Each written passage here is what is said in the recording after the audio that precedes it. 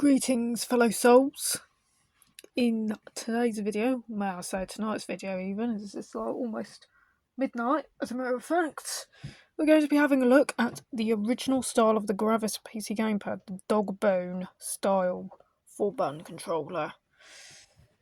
We're going to be unboxing this former promo display box, which I presume was probably stored in a shop window in maybe somewhere like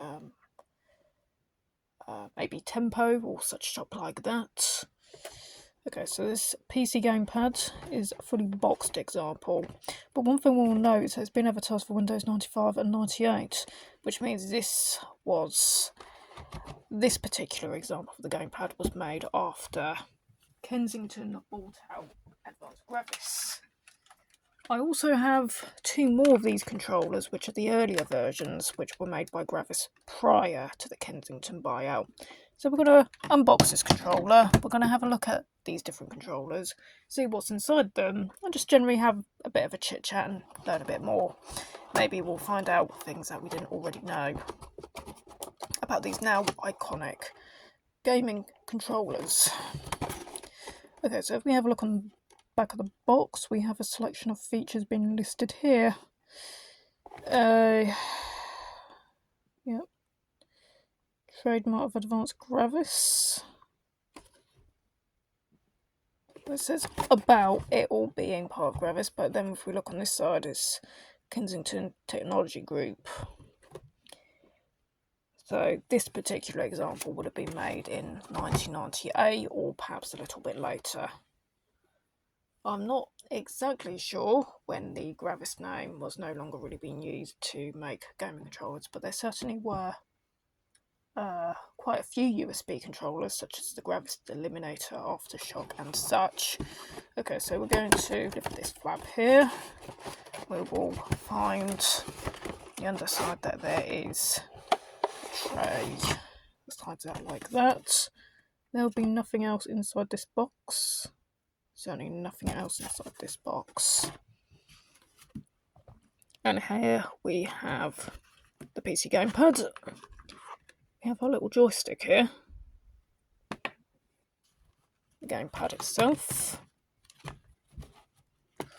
A coil of cable over here. And of course the all-important instructions manual, which tells us everything we need to know about the basic installation and the use of the gamepad. Which, for something that's this thick, you'd think it was very little more than just plug and play and go. But there are a few subtle features about this controller that could go unnoticed. Also, this is the European version of the manual, so we're going to have everything repeated in German and French and Spanish and every other language that you could shake a stick at. Yeah, here we go. Got a copyright of 1998, so this will be from about 1998 or later. And there's the inner tray, which is just that, isn't it? Right, that's about 3 minutes worth of video. Right, so first thing we know about the Gravis PC gamepad. Well, we've got a little bit of a print defect there. We have a switch under here. We also have a switch over here. Rubberized feet. We have Advanced Gravis made in China. Patent pending. Rev 1 4698. As patent pending of 1992. We also have this little joystick in the middle, so if we're not so keen on using it as a gamepad, we can use it as a miniaturized form of a tabletop arcade stick, which explains why these controllers did actually come bundled with the original PC release of Mortal Kombat, the arcade ball. And there you go, you have your arcade stick.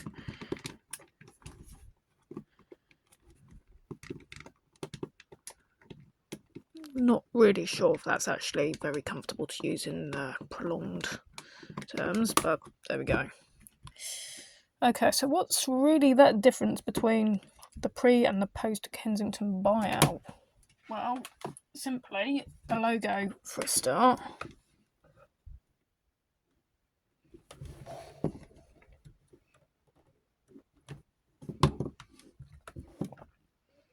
we've got the old school Gravis logo, PC Gamepad, whereas this just says the same thing, but the print, the typo, the text font is completely different. So that's one thing that differentiates the earlier Gravis gamepads from the later Kensington ones. Aside from that, though, the undersides are not really all that different, and it's really just a matter of quality of the print. Again, we still have the registered design of 1992. Well, I should actually note that this early one is actually made in Canada, as opposed to the Kensington one, which is made in China. So this one was actually built in Canada. And we've got another one here, which was also built in Canada, and also has the earlier style of logo. So, can I say there's any difference in quality between the early and the later version of the Gravis dogbone? Not really sure, to be honest. I would argue that they feel more or less the same.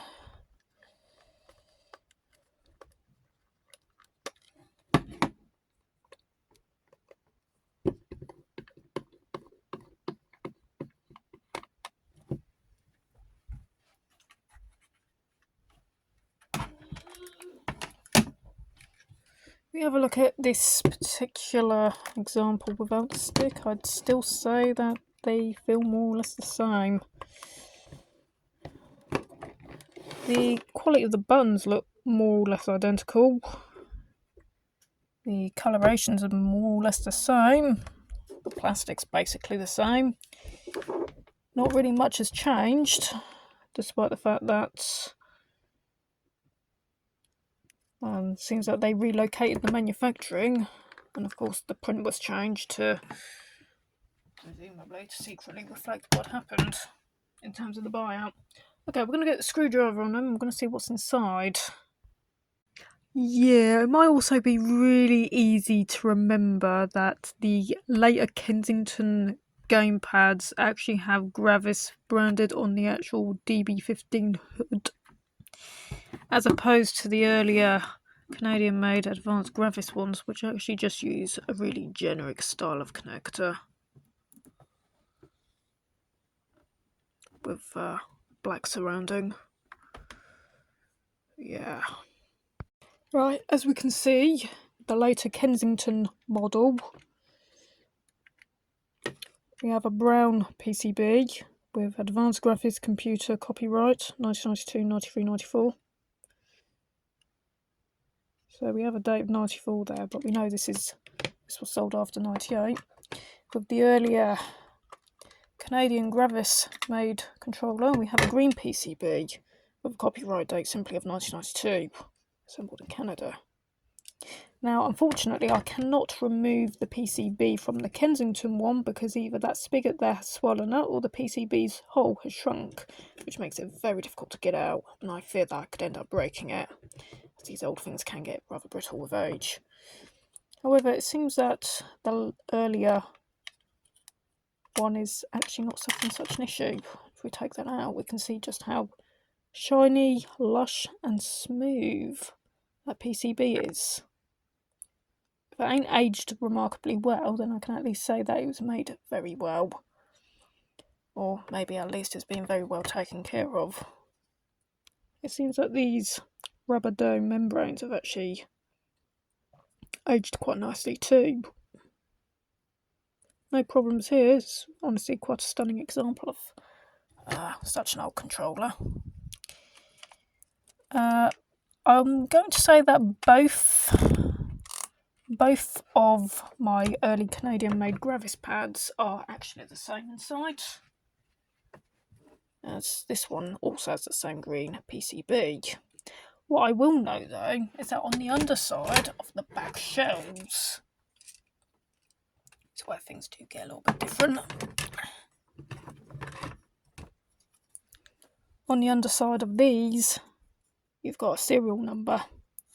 Now this one here has a serial number of 8092496, whereas the other one has the 496 being replaced with 555. The later Kensington ones do not have such a serial number on the back panel. No, they don't. Instead, they have one of these ABS mark engravements, as well as being made in China instead of Canada. So, yeah, I think that more or less wraps the video up. I'm just throwing things all around the room. Please excuse the background noise. So, yeah. Here we have the Gravis Gamepad connected to a computer running Windows 98. You shouldn't have to really load any drivers, but either you load something either like a 2-axis 2-button gamepad or 2-axis 4-button gamepad, or you may actually be able to just find a bespoke driver just specifically for the Gravis Gamepad. Anyway, we're going to go to the controller properties screen under Windows 98, and we'll see that the red button is number 1, the blue button corresponds to number 2, the yellow button corresponds to number 3, and the green button corresponds to number 4.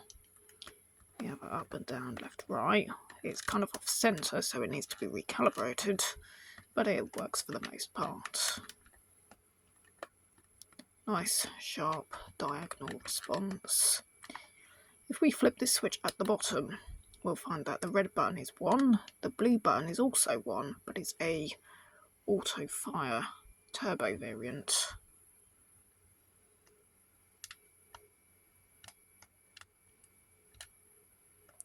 Likewise, green is also a turbo fire variant of yellow. Button 2. This is for use if you want to use 2 of these controllers simultaneously due to the limited design of the original 80s game port. If we flip the switch at the top of the controller, this will invert the directional controls. See that? See, left is right and right is left, down is up, up is down. I have a terrible focus on this. The reason why this happens is because it's gone into a left-hand mode as a result of flicking the top switch, which now means that left-handed users can now play the game. This is actually a design that was taken from the Atari Lynx games system. Likewise, it turns out that this screen joystick design is also lifted from the original PAL version of the 7800 control joypads.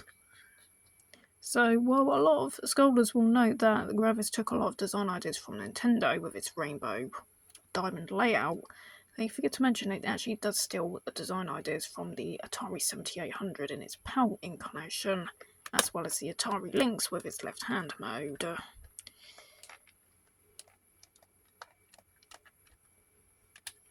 So now we can also have a 4-button joypad for a left-handed user. In case you ever had one on your system, you'd think it'd be okay to select the gamepads. Just don't select the Gravis gamepad driver, just go for something like a 4-button gamepad. I say this because Sonic CD does not like the Gravis specific driver. It honestly does not like it. So...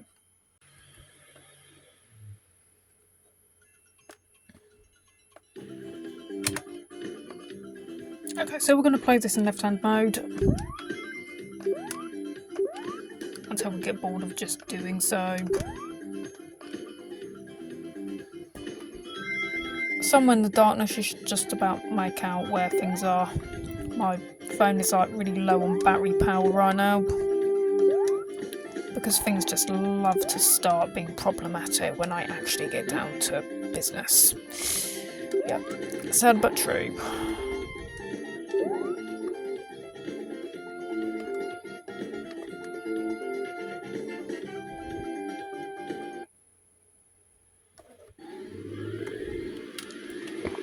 Go back to right hand mode.